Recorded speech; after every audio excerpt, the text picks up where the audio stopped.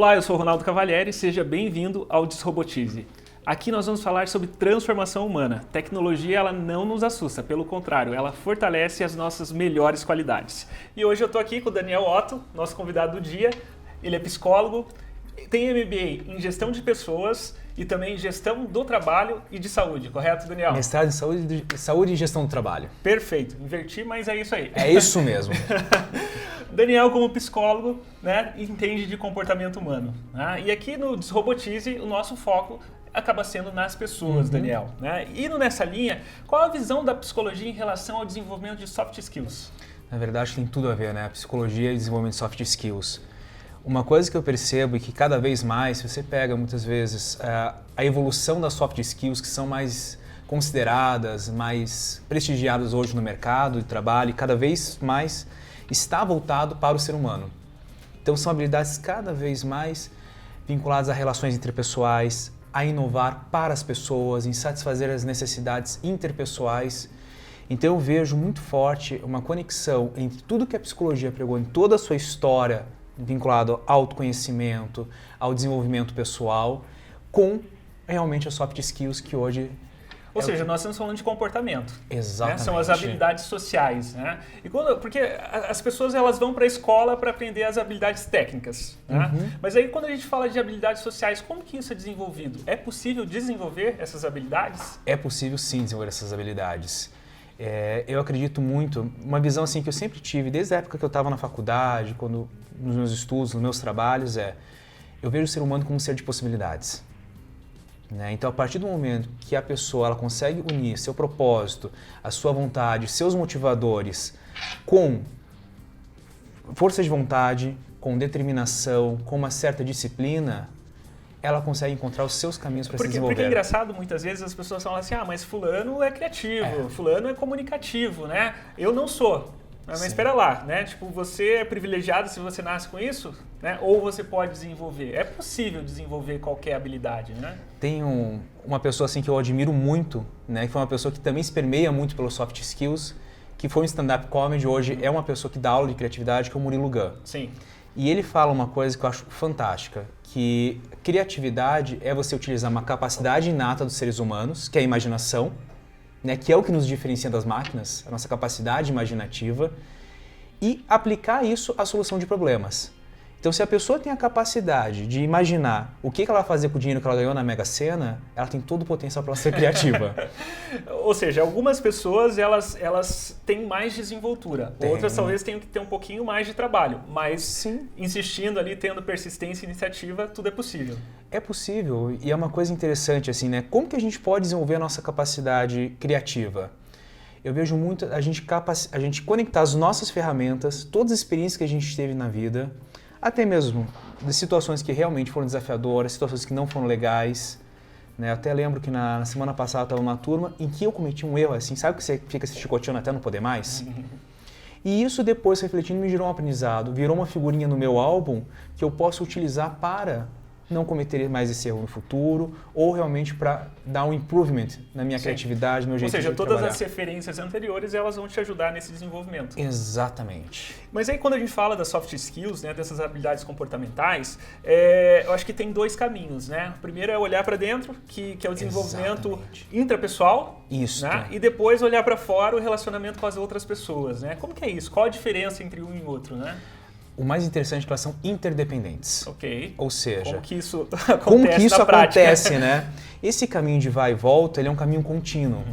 Então eu preciso realmente ter um autoconhecimento, saber como que eu lido com a situação, como que eu realmente posso desenvolver os meus aspectos, quais são as minhas dores, quais são as minhas angústias, as minhas necessidades e os meus pontos fortes também. Então a gente está falando basicamente de autoconhecimento. Autoconhecimento. O autoconhecimento é a base da inteligência intrapessoal.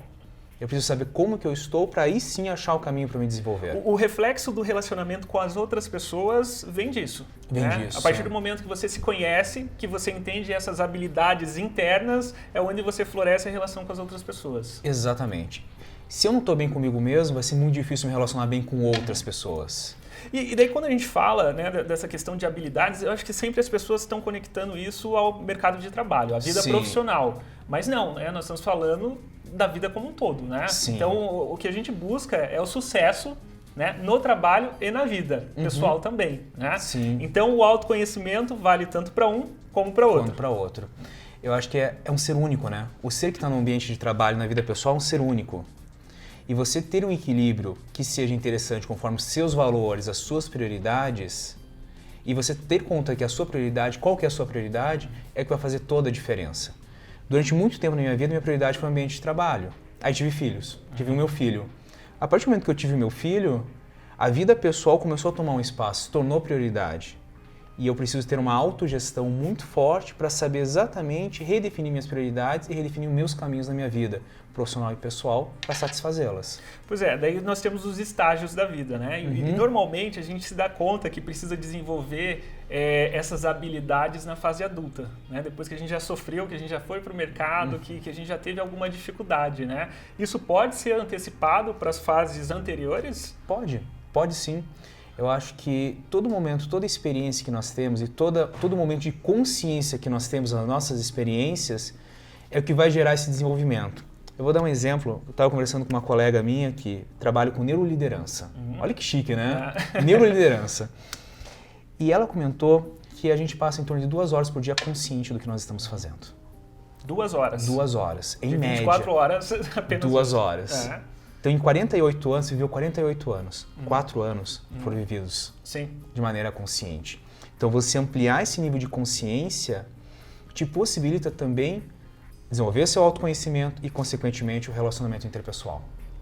E o que você orienta, né, como psicólogo e que trabalha no desenvolvimento desse comportamento humano, né, que as pessoas podem começar a fazer né, no seu dia a dia? Né? Não necessariamente precisa ir para a escola, mas como que elas podem desenvolver essas habilidades? Primeira questão, assim, acho que tem 3 aspectos assim, que eu acho fundamentais. O primeiro, respeite muito a sua essência.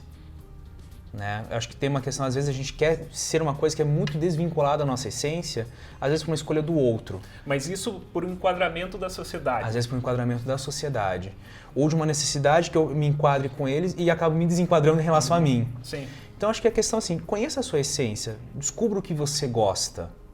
Eu acho uma coisa muito interessante que você pode ter prazer no trabalho. Você pode ter prazer na sua vida pessoal. E aí vem o segundo aspecto, permita-se. Permita-se errar, permita-se experimentar, permita-se ter tempo para você, né? Permita-se cuidar de você, permita-se ser elogiado. Mas como que as pessoas elas podem treinar isso no dia a dia para tirar esse peso, né? De se permitir ser elogiado, de elogiar, enfim, de conviver de bem consigo mesmo, né? Olha, eu vou contar da minha experiência pessoal, que esse ainda hoje é o meu maior desafio pessoal, né? Tem muitos de nós, assim, né? Muitas pessoas têm essa questão da autocrítica muito elevada. A crítica a gente aceita com o coração aberto, né? A gente até vai confirmando a crítica dentro de nós. E aí quando vem o elogio, muitas vezes a gente não se considera merecedor para isso. Sim. Uma estratégia, eu percebi isso numa ação que não tinha nada a ver com o trabalho, foi fazendo teatro, né? Em que eu realmente tinha tido uma atuação assim, péssima assim, no ensaio. E aí eu percebi o seguinte, que eu estava olhando o erro que eu cometi. Os meus colegas estavam olhando a persistência que eu tive em querer fazer a cena certa. E aí eu me dei conta, poxa, por que eu estou focando tanto no lado errado e as pessoas estão focando no lado certo? O que eu estou fazendo comigo mesmo? Normalmente a gente coloca energia no ponto negativo, né? E o que a gente precisa é fortalecer os pontos positivos, Exato. Né? É considerá-los também, Sim. Né? E indo nesse caminho, Daniel, quais características e habilidades que você destaca como as potenciais do Daniel? As minhas potenciais, o que eu tenho percebido em muitos feedbacks que eu tenho recebido, e para mim é difícil assumir, né, também isso, é muito estabelecer a conexão. Como eu trabalho muitas vezes com o desenvolvimento de pessoas, é estabelecer a conexão com a necessidade que essas pessoas têm. Então esse eu percebo meu lado forte no meu trabalho, conectar com as pessoas. Perfeito. E qual que é o seu segredo para continuar sempre se desenvolvendo, né, e adquirindo novas habilidades? Eu acredito que estar presente cada vez mais, então é realmente estar consciente. Então a partir do momento que eu vou ler um livro, eu leio o livro de uma maneira consciente. Eu vou fazer qualquer coisa, por exemplo, eu vou correr no trilho do trem. Sabe quando a gente vai me equilibrar no trilho do trem? Eu vou lá, fico consciente fazendo isso. E experimentar sempre fazer alguma coisa diferente na minha vida. Então isso são coisas que me geram aprendizado, me geram realmente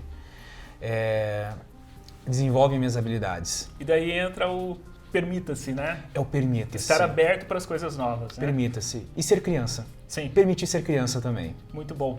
Pessoal, hoje nós estivemos aqui com o Daniel Otto. Obrigado, Daniel. Imagina. Não está na hora de você potencializar o melhor do ser humano que existe em você? Desrobotize.